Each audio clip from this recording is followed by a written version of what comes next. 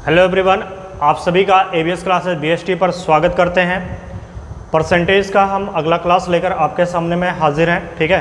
और आज का जो टॉपिक है, जो क्वेश्चन होगा बहुत ही इंटरेस्टिंग होगा और इस यहाँ से आपके क्वेश्चन एग्ज़ाम में बन जाते हैं और अक्सर क्वेश्चन बन जाते हैं और यहाँ से पूछे जाते हैं, ठीक है।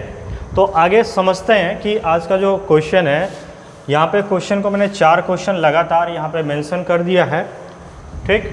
तो सभी क्वेश्चन में एक कॉमन सी बात है, वो कॉमन सी बात क्या है आप क्वेश्चन को पढ़ के समझेंगे और फिर डिस्कस करेंगे इस टाइप के क्वेश्चन को मौजबानी कैसे सॉल्व करना है, ठीक है।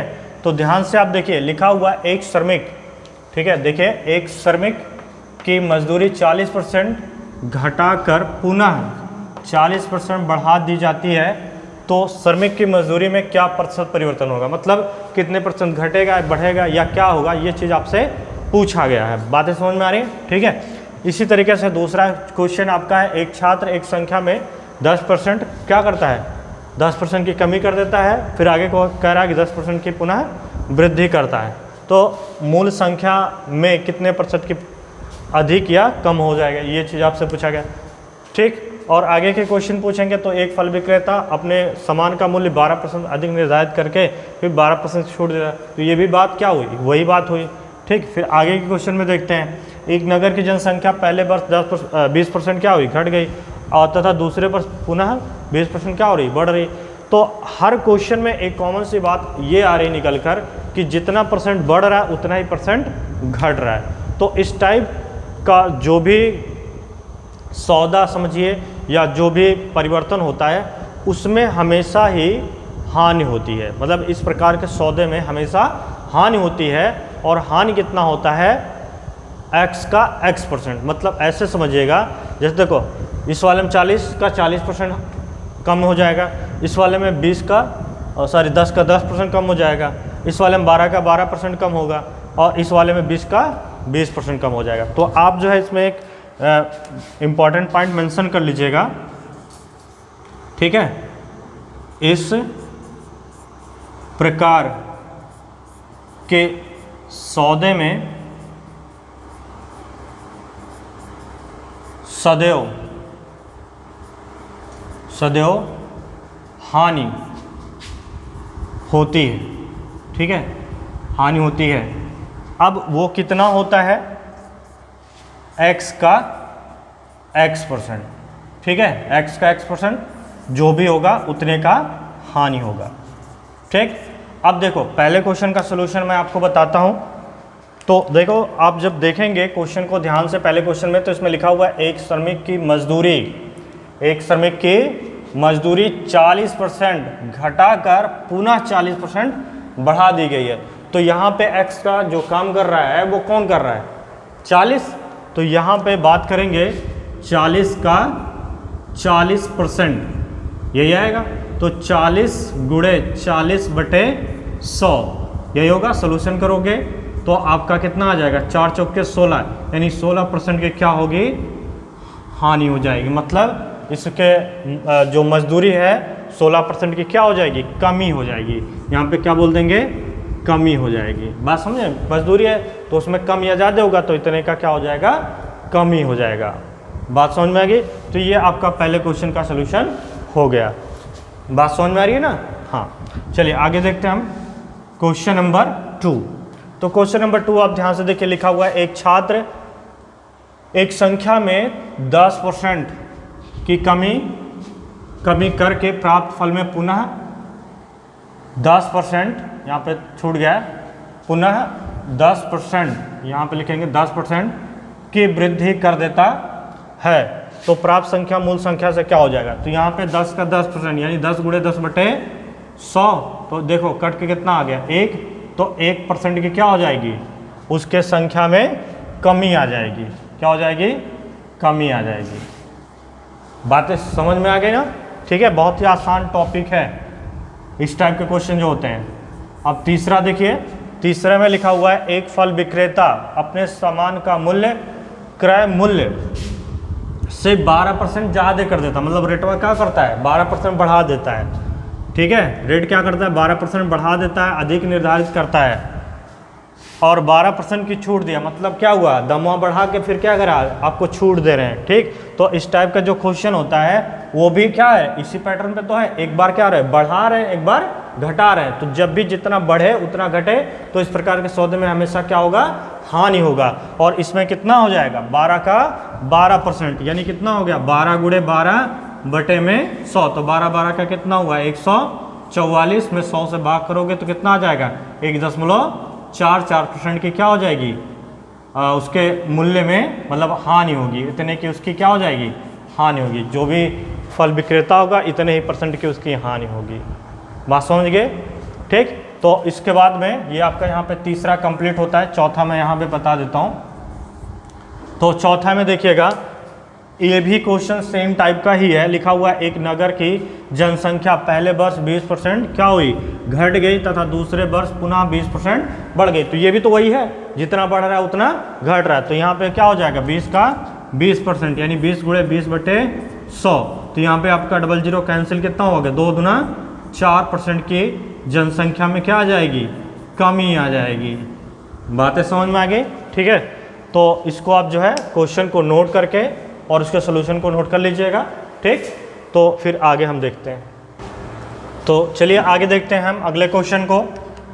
ठीक है, तो यहाँ पे देखिए क्वेश्चन नंबर 5 आपके सामने में है। लिखा हुआ है एक विक्रेता किसी वस्तु का मूल्य क्रय मूल्य से 25% अधिक निर्धारित करता है और इस पर 10% का छूट देता है, उसे कितने % का लाभ या हानि होगा, ये आपको बताना है।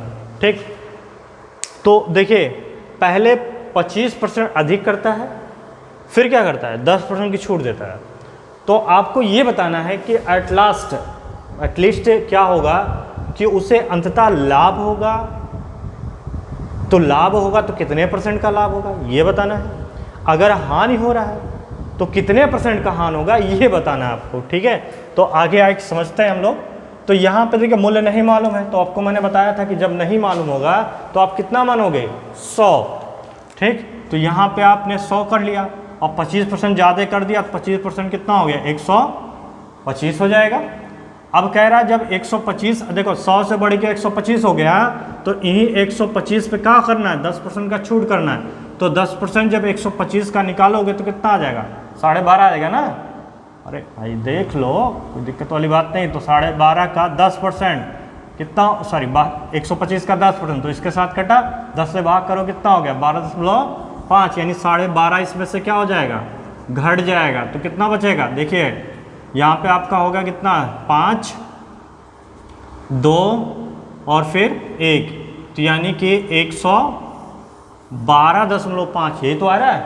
तो देखो 100 का सामान बिकेगा कितने में, 112.5 रुपये में। तो ये जो 12.5 रुपया है, इतना 100 रुपये ज़्यादा नहीं है, तो 100 रुपये पे है, 100 पे बात हो रही ना। तो यहाँ पे क्या होगा, 12.5%, क्योंकि 100 पे बात हो रही है इसलिए प्रतिशत में बता सकते हैं डायरेक्ट, यानी कि अंततः उसे क्या होगा, 12.5% का लाभ होगा। ठीक, बातें समझ में आ गई। तो ये क्वेश्चन आपका हो गया। इसके बाद में चलिए आगे देखते हैं हम लोग नेक्स्ट क्वेश्चन। तो नेक्स्ट क्वेश्चन में अगर बात करें तो यहाँ पे देखिएगा ध्यान से आप, एक विक्रेता किसी वस्तु का मूल्य 15% अधिक अंकित करता है और मांग बढ़ जाने के कारण पुनः 20% की वृद्धि कर देता है, तो उसे कुल कितने % का लाभ होगा। अब देखो कोई वस्तु था, ठीक है, कोनो सामान रहा होगा, तो उसका क्या किया, 15% दमा पहले बढ़ा दिया, पहले बढ़ाई के अंकित किया, मतलब लिखा है, प्रिंट किया है, और फिर मांग बढ़ गई, मतलब होगा कोई वस्तु जिसका मार्केट में क्या होगा, उस समय डिमांड ज़्यादा हो गया होगा। तो डिमांड जब ज़्यादा हो गया तो क्या किया उसने, 20% दमा और बढ़ा दिया, लो ठीक है, 20% और बढ़ा दिया, तो उसे टोटल कुल कितने % का लाभ हो रहा है, ये बात आपको बतानी है। तो आप देखिए अपने हिसाब से क्या करोगे, 100 का मान लेंगे सामान है, तो पहले कितना किया है, 15% अधिक, तो 115 हो गया। बात समझ में आ रही ना। और 20% का मतलब क्या, 5वां हिस्सा, याद है कि नहीं भाई, 20% का मतलब 5वां हिस्सा। तो इसमें 1/5 से क्या कर देंगे, भाग तो 5 दूना 10, 5 तिया 15, यानी 23 रुपया और बढ़ जाएगा। तो 115 और 23 कितना हो गया? तो 5 3 8 और ये कितना हो गया? 3 और 1, मतलब कितना हो गया? 138 हो गया। तो देखो 100 का समन्वय विकल्प कितने में बार?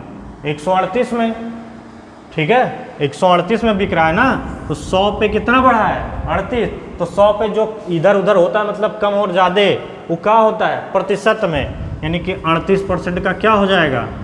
उसे लाभ हो जाएगा। बात समझ में आ गई?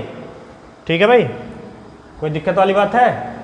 नहीं, ठीक। चलिए आगे देखते हैं हम लोग नेक्स्ट क्वेश्चन। तो नेक्स्ट क्वेश्चन की अगर बात करें तो इसमें लिखा हुआ है, एक दुकानदार एक वस्तु पर 20% तथा 10% के 2 छूट देता है। वस्तु पर दी जाने वाली कुल छूट, मतलब इन दोनों छूटों के बराबर कुल 1 छूट दे दिया जाए तो उस छुटवा का वैल्यू क्या होगा, यही आपको कैलकुलेट करना है। तो देखो सबसे पहले समझो, अरे देखो 100 का सामान 20 छूट दिया, कितना हो गया? 80। समझ में आ रही बात? तो 20 का तो छूट कितना हुआ? 20 रुपया हुआ। मान लो 100 रुपये का सामान 80 रुपया हो गया, तो 20 रुपया छूट हुआ ना। अब फिर क्या करें? 10% और छोड़ दो, तो 80 का 10% कितना हो जाएगा? 8 हो जाएगा कि नहीं हो जाएगा? तो 8 और कम हो जाएगा, किसमें? 80 में, ठीक। तो टोटल छुटवा कितना हो गया? 20 पहले छोड़े रहे, 8 रुपया और, तो कितना हो गया टोटल? 28। तो 28% क्या हो जाएगा? कम हो जाएगा। बात समझ में आ रही? 100 पे इतना कमी हो रहा है नहीं टोटल, तो यहाँ पे आपका कितना हो जाएगा? 28%। अब भाई 2 छूट 20 और 10 का ना दे करके 1 के छूट 28 का दे देगा, तब वही दोनों के क्या होगा? बराबर आएगा। तो कभी कभी ऐसा भी क्वेश्चन पूछता है कि 2 क्रमागत छूट 20 और 10 या 10 या 20% का छूट दिया गया, उसके समतुल्य 1 छूट दिया जाए तो उसका मान कितना होगा? तो वो भी क्वेश्चन ऐसे ही सॉल्व होता है, ठीक है। तो आप इसको समझिए आराम से, क्वेश्चन को पढ़िए, समझिए और फिर नोट करिए, फिर इसके बाद हम देखते हैं आगे क्वेश्चन। तो चलिए आगे के क्वेश्चन में हम देखते हैं हम लोग, ठीक है।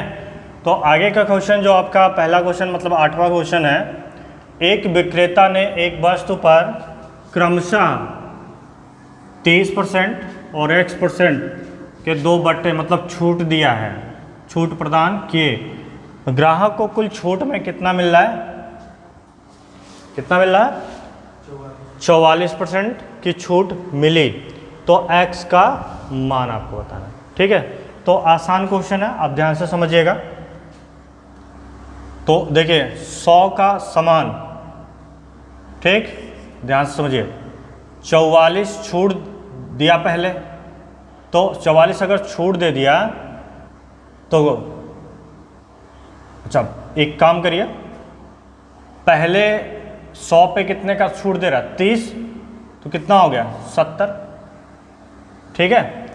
और लेकिन ये छुटवा कितना करना है? छुटवा कितना करना है?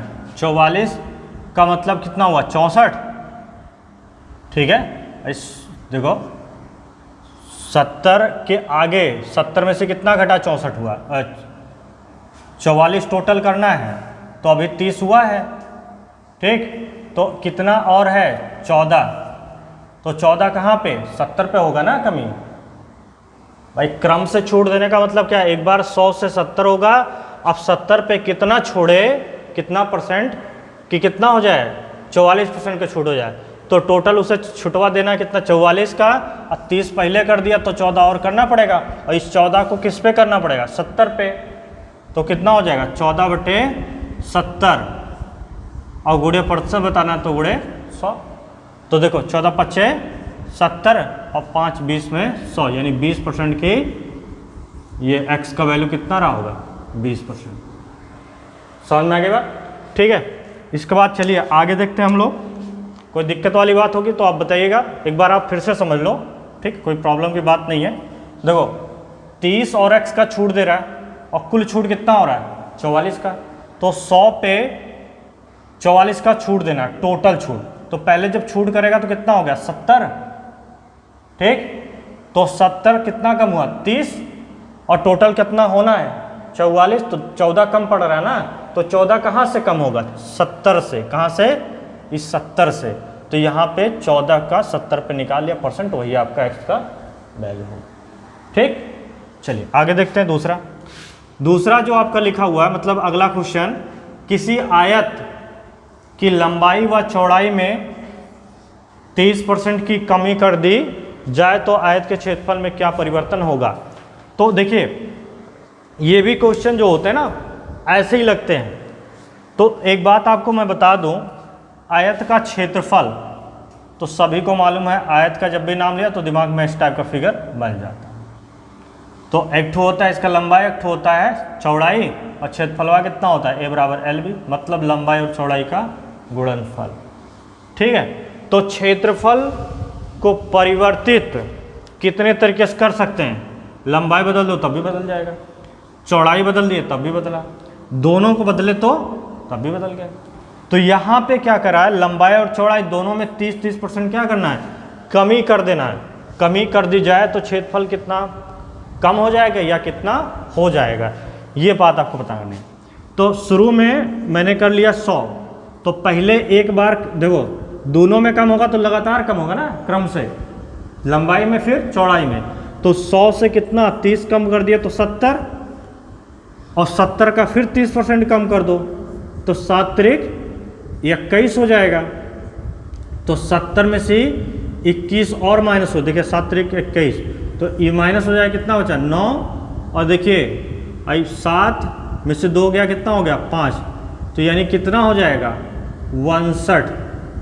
62% क्या होगा? बचेगा। तो कमी कितने का हो रहा है? अगर कमी पूछा जाए क्षेत्रफल में परिवर्तन, तो पहले 30 कम हुआ था, बाद में 21।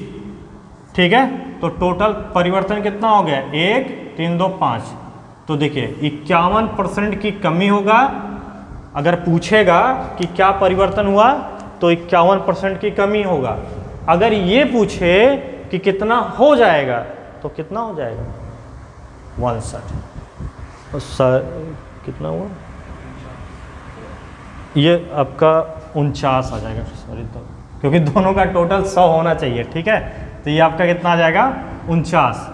ठीक, तो आपसे यहाँ पे 2 क्वेश्चन यहाँ से पूछा जा सकता है कि इस कमी मतलब इस परिवर्तन के बाद क्या होगा? इतना होगा। कितना परिवर्तन होगा? अगर ये पूछता है तो 51% की क्या हो जाएगी? कमी हो जाएगी। बात समझ में आ गई? ठीक, तो आगे का जो क्वेश्चन है ये भी ऐसे ही है। ठीक है, तो वहाँ पे दोनों का वैल्यू एक ही था, 30 कम हो रहा था, और यहाँ पे 20 और 30 की बात कर रहा है। तो यहाँ पे कमी है, उसमें वृद्धि है। तो 100 शुरू में कर लेंगे, तो 20 का कमी होगा तो कितना हो जाएगा? 80 हो जाएगा। समझ में आ रही बात? भाई 20 का क्या करा है? कमी, तो 20 का कमी मतलब कितना हो गया? 80, और चौड़ाई में 30 का वृद्धि कर रहा है, तो इसका 30% निकाल लो तो कितना हो गया? 8 त्रिक 24। तो यहाँ कितना आ गया? 24। तो 24 को कहाँ पे बढ़ाना है? 80 पे ना। तो 80 और 24 कितना हो गया? देखिए 80 और 20 100 और 4, तो कितना हो गया? 104। तो 100 पे जब आप देखोगे तो कितना 4 बढ़ गया है। तो 100 पे जो इधर उधर होता है ना वो प्रतिशत में होता है, यानी 4% की उसके क्षेत्रफल में क्या होगी? वृद्धि होगी। इसमें क्या हो जाएगी? वृद्धि होगी। और यहाँ पे क्या हो रहा था? इतने का कमी हो रहा था। समझ में आ गई बात? ठीक है, तो इसको आप अपने हिसाब से समझिए और फिर नोट करिए, उसके बाद फिर आगे हम बताते हैं। तो आगे के क्वेश्चन में हम लोग देखते हैं। ठीक है, तो आगे का क्वेश्चन नंबर 11 आपके सामने में है। यहाँ पे लिखा हुआ है, यदि किसी आयत की लंबाई में 40% की वृद्धि कर देने पर उसके क्षेत्रफल में मात्र 12% की वृद्धि हुई तो आयत की चौड़ाई में कितने प्रतिशत परिवर्तन होगा? ठीक है, मतलब चौड़ाई में क्या होगा? कमी होगा कि ज़्यादा होगा? ये बात आपको बतानी है। ठीक है, तो देखिए होगा क्या, यहाँ पे शुरू में हम ले लेते 100, तो पहले कितना 40 बढ़ रहा है, तो 100 कितना हो जाएगा? 40। लेकिन होना कितना है इसको? कह रहा कि मात्र 12% बढ़े टोटल में, तो कितना बढ़ेगा? 112 हो जाएगा।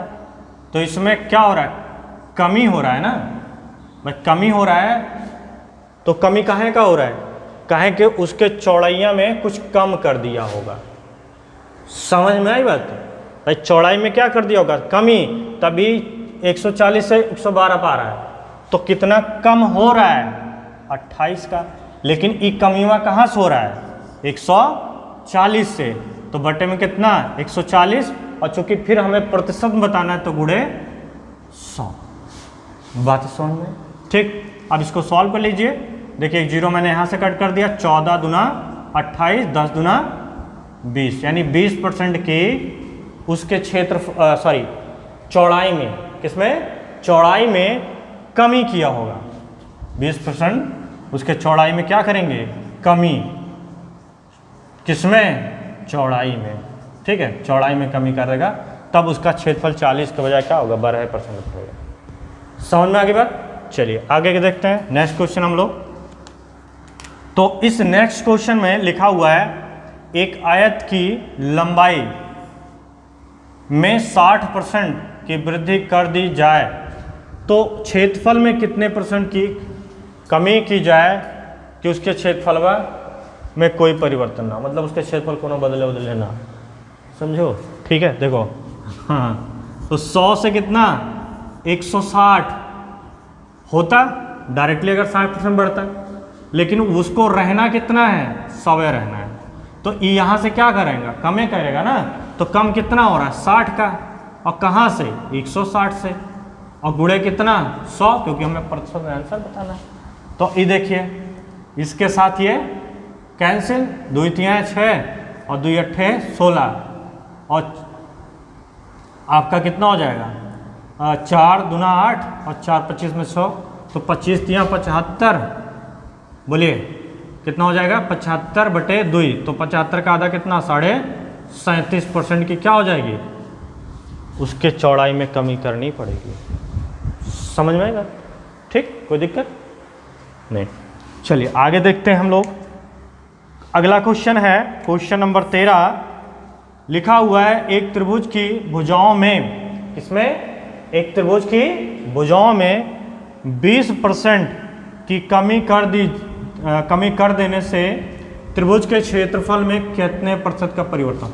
अच्छा, तो एक बात बताओ आप, त्रिभुज का क्षेत्रफल का फार्मूला क्या होता है?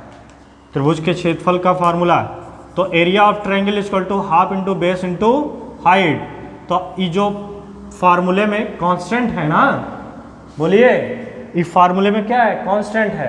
तो कोई भी फार्मूला अगर आपका है, चाहे मैथमेटिकल है चाहे फिजिकल है, चाहे मैथमेटिकल फार्मूला हो चाहे फिजिकल फार्मूला है, कोई भी फार्मूला आपको दिया गया है, अगर उसमें कोई कांस्टेंट चीज़ है, कांस्टेंट वैल्यू है, कांस्टेंट टर्म्स है, तो प्रतिशत परिवर्तन में उसका कोई रोल नहीं होता है। बात समझ में आ रही है?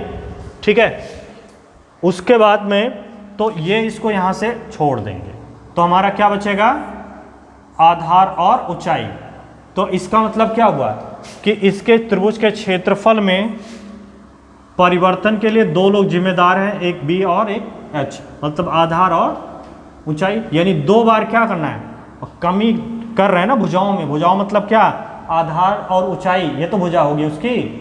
तो यहाँ पे 2 बार कमी करना पड़ेगा। कितने का? 20% की। एक बार उसके आधार में और एक बार उसके ऊंचाई में। तो हम इसको 100 मान के चलते हैं, तो 100 में पहले 20% कम हो गया, कितना हो गया?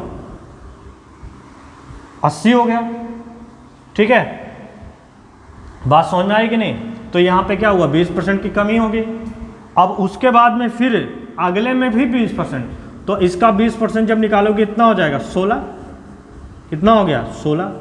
तो 16 और कम हो गया, तो कितना हो गया टोटल? 36। यानी कि उसके क्षेत्रफल में 36% की क्या हो जाएगी? कमी हो जाएगी। बात समझ में आ गई? ठीक है। तो देखिए एक और मेथड आपका होता है, अगर इसमें किसी को कोई डाउट हो, ठीक है, तो मैं उसको थोड़ा सा आपके जो फार्मूला होता है ना क्षेत्रफल का, ये आयत का त्रिभुज का, उसके हिसाब से भी बता देता हूँ।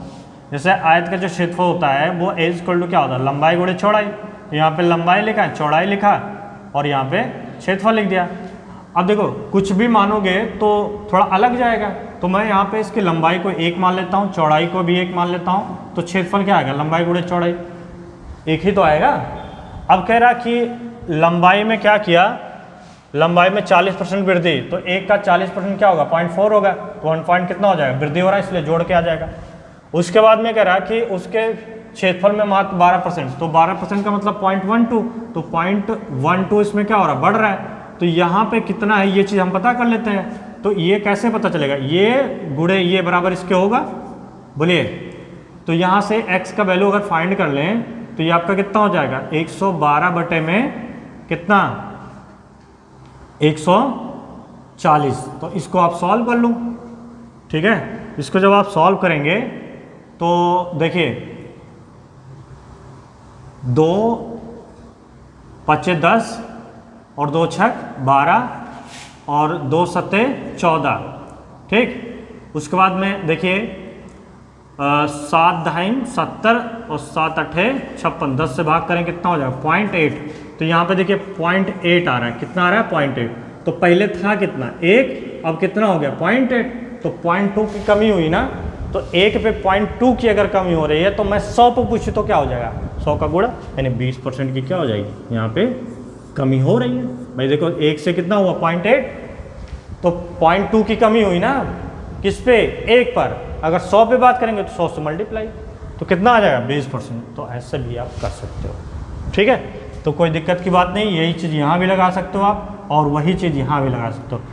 तो इस वाले में आप करिएगा, इस वाले में एक बार आपको हिंट कर देता हूँ कि कैसे करना है। देखो B H और A, क्योंकि हाफ पे तो मैंने बताया ना, हाफ पे डिपेंड नहीं करेगा तो वो छोड़ देंगे। तो यहाँ पे 1 1 पहले कर लेंगे तो 1 आ जाएगा। अब 20% की कमी कितना हुआ, 0.8 हो जाएगा, बोलो भाई। और 0.8 इसमें भी, क्योंकि दोनों में कमी हो रहा है उतने का, तो 8 है 64.64। तो कमी जब निकालोगे कमी, तो कमी कितना आएगा, बोलिए। यहाँ पे देख लीजिएगा भाई, यहाँ पे अगर ना दिख रहा होगा तो यहाँ पे आप देखिएगा। तो कमी जब निकालोगे 1 में से 0.64 घटा के तो 0.36 आएगा, इतने का क्या हो जाएगा, कमी होगा। किस पे हुआ है, 1 पर। अगर यही चीज़ प्रतिशत बताना मतलब 100 पे बताना, 100 पे बताना मतलब 100 से गुणा करोगे, तो 100 से जब गुणा करोगे तो कितना हो जाएगा, 36% हो जाएगा। बात समझ में आ गई। तो ये भी मेथड है, इससे हम बोलते हैं, हमारा अपना पॉपुलर मेथड होता है, मतलब अपना है 1-1 मेथड में इससे बोलता हूँ, ठीक है। बाकी आप तो इस तरीके से कर सकते हो, ठीक है। तो देखिए आज का जो क्लास रहा है, ठीक है, आज का जो क्लास रहा उसमें आप या परसेंटेज का शुरू से ही आप देखेंगे कि आपको कोई पार्टिकुलर फार्मूला इसमें नहीं बताया गया है। आप क्या करेंगे, मैंने शुरू में बताया था कि ये एक ऐसा चैप्टर है जो व्यवहारिक है। व्यवहारिक का मतलब आपके दैनिक जीवन में इसका उपयोग होता रहता है, ठीक है। तो और करना क्या है यार, जोड़ना घटाना गुणा भाग, यही तो है। तो वो तो आप ओरली कर सकते हो, इसलिए इसमें क्या हुआ है, फार्मूले का प्रयोग नहीं हो रहा है। बात समझ में आ रही है। फार्मूले और का प्रयोग करोगे तब भी आएगा, लेकिन बिना फार्मूले का अगर आ रहा है तो ये और अच्छी बात है, ठीक है। तो आप जो है इसको समझिए और इसके हिसाब से जितने भी क्वेश्चन बताया उसके हिसाब से अपने जो भी आपके पास में अवेलेबल टेक्स्ट बुक है उसमें से आप प्रैक्टिस करिए, ठीक है। और प्रैक्टिस करिए, फिर इसको ज़्यादा से ज़्यादा क्वेश्चन लगाइए। बातें समझ में आ रही है, ठीक है। तो आज की क्लास मैं यहीं पे समाप्त करना चाहूँगा। उससे पहले कुछ बातें हैं आपको बता दूँ। तो बातें ये हैं कि आप जो है लाइक शेयर कमेंट करते रहिए, ठीक है। अगर मेरी क्लास आपको पसंद में आ रही है तो आप इसको ज़्यादा से ज़्यादा लोगों के पास पहुंचाने का प्रयास करिए, जिससे वो भी उसका लाभ उठाएं और दरोगा बनने का जो उनका अपना एक ड्रीम है वो उसका क्या हो जाए, मतलब क्या बोल सकते हैं, ट्रू होने के आगे की ओर में टेंडेंसी उसकी बढ़ जाए। बात समझ में आ रही है, ठीक है। तो लगे रहिए एबीएस क्लासेस बीएसटी के साथ में और अपने दरोगा बनने का सपने को पूरा कीजिए। Okay, thank you.